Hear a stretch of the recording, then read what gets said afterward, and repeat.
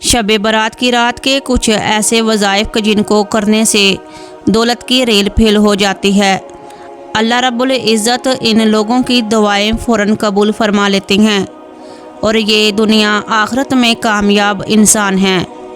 شروع اللہ کے بابرکت نام سے جو تمام جہانوں پر رحم فرمانے والا ہے۔ عبادت ایمان کا موضوع ہے اور دعا عبادت کا۔ بلا شعبہ عبادت ہی وہ سیڑھی ہے جس کے ذریعے ہم اللہ تعالیٰ تک رسائی حاصل کر سکتے ہیں۔ اسلامی سال میں اللہ تبارک و تعالیٰ نے کچھ ایسے متبرک مہینے اور راتیں طے کر رکھی ہیں جن میں کی جانے والی عبادت و قیام، رکوع اور سجود کو بڑی اہمیت حاصل ہے۔ ماہ شعبان کی 15ویں شب یعنی آدھی رات کو اللہ تعالیٰ اپنے بندوں کی سال بھر کی معاملہ فہمی کرتے ہیں اور فرشتوں کو اپنے اس امر سے آگاہ فرماتے ہیں۔ اب یہ انسان کے اعمال کا تعین ہوتا ہے کہ کسی کو رب کریم کی عطا سے بخش دیا جاتا ہے اور کسی پر گرفت سخت کر دی جاتی ہے۔ اس رات کی عبادت کے بارے میں دیگر علماء کرام کی رائے میں تضاد پایا جاتا ہے۔ حضرت عائشہ صدیقہ رضی اللہ تعالیٰ عنہا فرماتی ہیں کہ حضور نبی کریم صلی اللہ علیہ وآلہ وسلم اس رات اس قدر طویل سجود کے ساتھ نماز ادا کرتے ہیں کہ آپ کے مبارک پیروں میں سوجن ہو جایا کرتی۔ اس سے ثابت ہے کہ اس رات عبادت میں گزارنا افضل ہے، اور چونکہ اس رات نبی کریم صلی اللہ علیہ وآلہ وسلم جنت البقیہ میں تشریف لے گئے تھے، لہٰذا اس نسبت میں اس عمل کو بھی دہرانا افضل سمجھا جاتا ہے، اور سنت نبوی کے عین مطابق آدھی رات کے قریب مساجد سے حضرات صلاۃ و تسبیح کی نماز کی ادائیگی کے بعد اپنے قریبی قبرستانوں میں جاتے ہیں اور اہل قبور کے لیے دعائے مغفرت کرتے ہیں۔ اس کے علاوہ 15ویں شب کا روزہ رکھنا بہت افضل ہے، اور اس رات میں کی جانے والی نفلی عبادت کی ایک مختصر سی تفصیل آپ کو بیان کر دیتی ہیں تاکہ آپ سبھی لوگ اس رات کی فضیلت سے بھرپور فائدہ اٹھا سکیں اور اس رات میں کون سی عبادت کرنی ہے اور کون سی نوافل ادا کرنے ہیں۔ شب برات میں جو نماز سلف میں منقول ہے، اس میں 100 رکعتیں ہیں، 1000 مرتبہ سورہ اخلاص کے ساتھ، یعنی ہر رکعت میں سورہ فاتحہ کے بعد 10 مرتبہ سورہ اخلاص پڑھی جائے، اور اس نماز کا نام صلاۃ الخیر ہے۔ اس نماز کے پڑھنے سے برکتیں حاصل ہوتی ہیں۔ سلف صالحین یہ نماز جماعت کے ساتھ ادا کرتے ہیں اور اس نماز کا ثواب کثیر ہے۔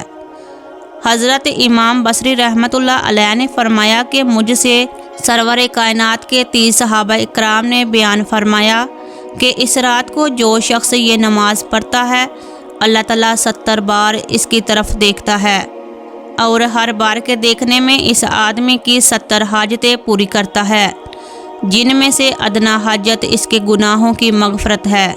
مزید شب میں قرآن مجید، درود شریف، صلاۃ و تسبیح کی نماز ادا کرنا مستجب ہے۔ ان کے علاوہ دیگر نوافل بھی ادا کیے جاتے ہیں۔ ماہ شعبان کی 15ویں شب 8 رکعت نماز 4 سلام سے پڑھیں۔ ہر رکعت میں سورہ فاتحہ کے بعد سورہ قدر ایک بار اور سورہ اخلاص 25 مرتبہ پڑھیں، اور اس کے بعد 15 تاریخ کا روزہ رکھیں۔ 15 شعبان شروع ہوتے ہی نماز مغرب 6 رکعت نماز نفل 2 کر کے پڑھیں۔